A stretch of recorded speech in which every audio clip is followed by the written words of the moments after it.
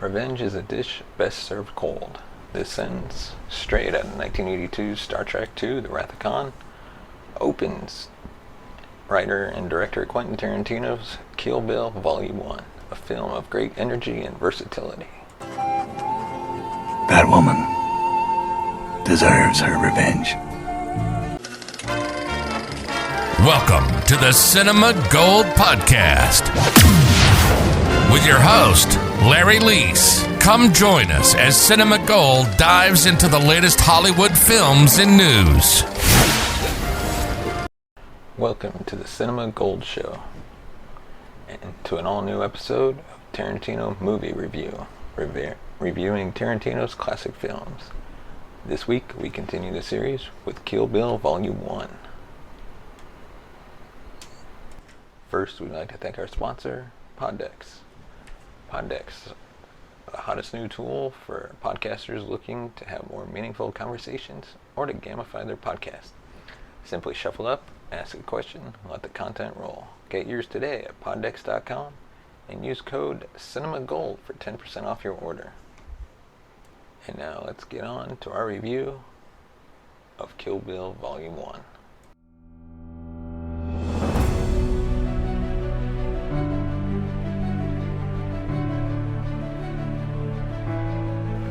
Revenge is a dish best served cold. This sentence, straight out of 1982's Star Trek II, The Wrath of Khan, opens writer-director Quentin Tarantino's Kill Bill Volume 1, a film of great energy and versatility. Like a giddy schoolboy at recess, Tarantino crafts an admirable cinematic playground complete with breathtaking action, cool characters, and colorful scenarios. Like Sergio Leone before him, Tarantino showcases an iconic warrior of cinema, destined to entertain fans for generations. Uma Thurman is his Clint Eastwood, and as a whole, the Kill Bill universe is a roaring rampage of frontier-like savagery. Together, Tarantino and Thurman take us on an outrageously brilliant ride that blends Eastern and Western sensibilities. Of course, Volume 1 falls into the revenge movie subgenre. The story is very simple. After being beaten to a pulp and left for dead at her wedding rehearsal, the bride, played by Uma Thurman, lies in a comatose state. 4 years later, she awakens from her long slumber. Consumed by vengeance, she embarks on a journey that will pit her against former comrades. As she takes out these opponents, she gets closer and closer to her final target, Bill, the man who set this violent scenario into motion. Best of all, Tarantino's film is a celebration of female formidability and foreign inclusiveness. Thurman's icy yet charming performance is a sight to behold. At a time, her genuine charm permeates specific frames, ushering in further levels of empathy. Other times, her vicious individualism sets the groundwork for ensuing set pieces.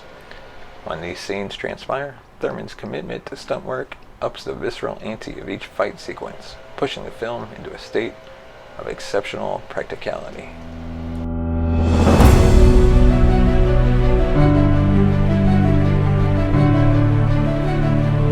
Clearly, everyone loves the bride's formidability. Watching her cut through corrupt opponents is extremely exciting, but overall the bride's resolve stands out. Her most memorable moments come from the reaches of vulnerability. In other words, when she is pushed to the brink of death, she quickly adjusts, gaining the upper hand in the darkest of moments. That's why she's empowering. She represents the importance of being completely in the moment, telling women everywhere that circumstances can be altered through the prism of intellectual resolve. Next, we have Vernita Green, portrayed by Vivica A. Fox, a talented African-American actress.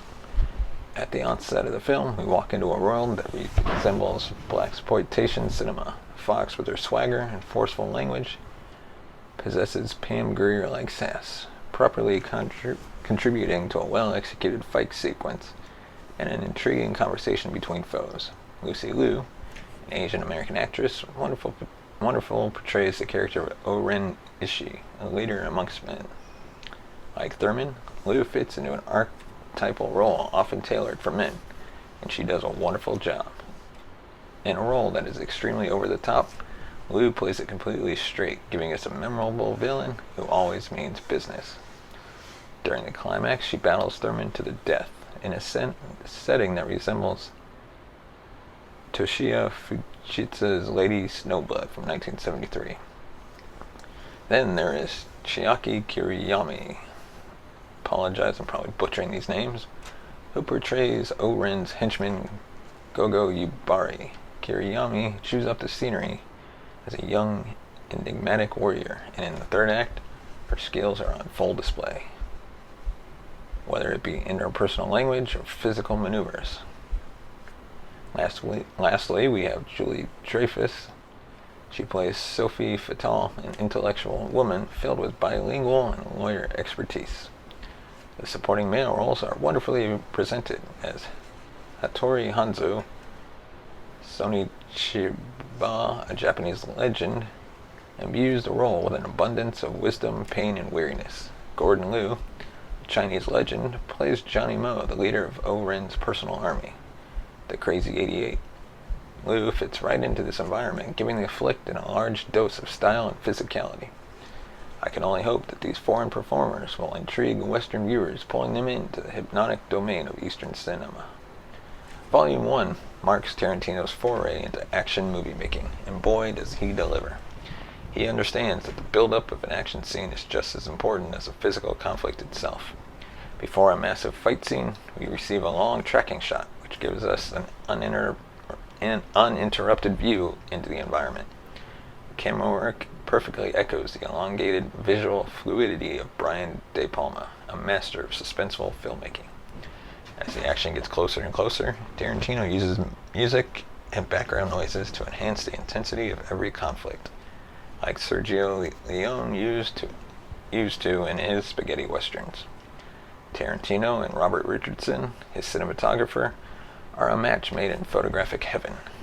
There is no shortage of creativity, especially during the fight scenes. The long tracking shot perfectly immerses us within the environment. The close-ups showcase the roaring intensity that resides within each and every combatant.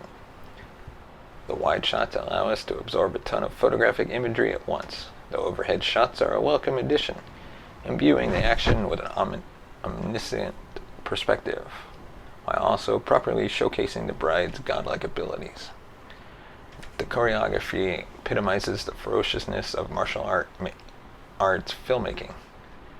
This shouldn't be a surprise considering the fact that Yuen Wu Ping, widely known for his work on The Matrix and Crouching Tiger, Hidden Dragon, is the film's martial arts advisor. The best fight scenes have a sense of contact. Sure, a hero fighting an unknown assailant can be fun, but when there is history behind a relationship, the ensuing conflict becomes even more enriching. Tarantino understands this concept, and here he gives us a glimpse into the depths. Bill's team appears to be part of a functioning organization, complete with experience and mythology. At every turn, we feel the long-standing drama that exists between opponents, whether it be the jealousy that ruins relationships, the regretful existence that runs through combatants' veins, or the twisted code of honor that is prevalent. Some films turn their villains into one-dimensional entities, devoid of emotion, reason, and depth. In this case, Tarantino makes sure that his antagonists are somewhat fleshed out. As audience members, we feel the connective tissues that makes up every relationship, and as a result, the characters become forms of humanization. Vernita Green isn't a simple agent of chaos. She's a developed woman who has become humbled by the concept of family, and now deeply regrets her past life. O-Ren, the last opponent within this flick, wasn't born a villain. Through familial tragedy, she was molded into a corrupt being, filled with a need for control and bloodshed. In her adulthood, she is racially mistreated by her male counterparts, which makes her eventual acts even more understandable. We do not condone her acts, but we understand how a misguided individual could go so far off the deep end. Volume 1 isn't without its flaws. A specific argument within the sushi bar feels tacked on and out of place. Also, with the non-linear storyline, there is a particular section that feels somewhat predictable, since we already know the outcome of events. But all in all, Volume 1 is a highly entertaining flick designed to tap into our levels of adrenaline. Tarantino has crafted a cinematic winner, overflowing with nostalgic richness and a love for cinema. Be sure to check it out. And that's all we have for this episode of the Cinema Gold Show. Let us know your thoughts on Kill Bill Volume 1. Send us a tweet at Cinema Gold Show. Find us on Twitter by searching the Cinema Gold Show. And be sure to share this episode with your friends. You can find us on all major podcast platforms, as well as iHeartRadio.